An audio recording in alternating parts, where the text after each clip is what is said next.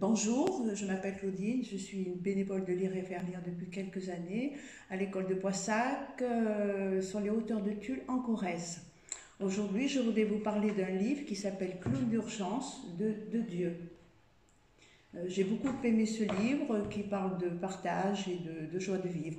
Il s'agit d'un clown, Pipo, un vieux clown qui est mis à la retraite.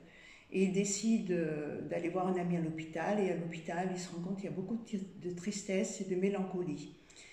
Donc, il demande au directeur s'il peut aller faire quelques visites de temps en temps. On lui donne l'accord, il y va, et ma foi, ça marche plutôt bien, et en particulier auprès des enfants auxquels il a beaucoup de succès, et il le réclame sans cesse. Donc finalement, il va y aller tous les jours.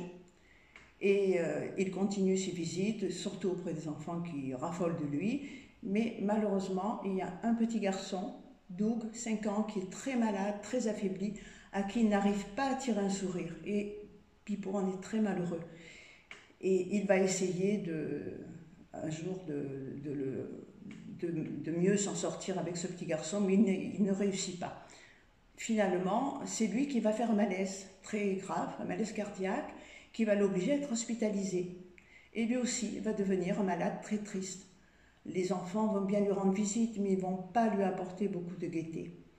Mais finalement, un jour, c'est Doug, le petit garçon, déguisé en clown avec un masque et un nez rouge, qui lui rend visite, tout timidement, et finalement qui lui rend ses pitreries.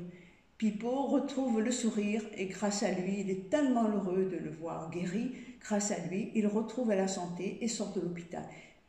Et finalement, ils vont décider tous les deux de former un duo de clowns, un jeune, un plus âgé. Ils vont se rendre à l'hôpital et faire beaucoup d'heureux, ils seront beaucoup applaudis. Et ils décideront de se rendre aussi dans les maisons de retraite pour les personnes âgées. Voilà, c'est en gros l'histoire de ce livre que j'ai trouvé, bon, c'est une histoire assez sobre, mais je la trouve quand même très touchante, très pleine de joie de vivre et d'espoir malgré tout. Et par les temps qui courent, ça fait pas de mal. Et en plus, c'est une relation entre deux générations. Et je trouve que ça aussi, c'est très bien. Personnellement, j'ai travaillé en EHPAD et je trouve que les enfants manquent beaucoup dans ces endroits-là où les personnes âgées sont un peu mises à l'écart. Et le jour où j'ai lu ce livre, ça s'est plutôt bien passé. C'est vrai que je l'ai fait en début de séance, il vaut mieux.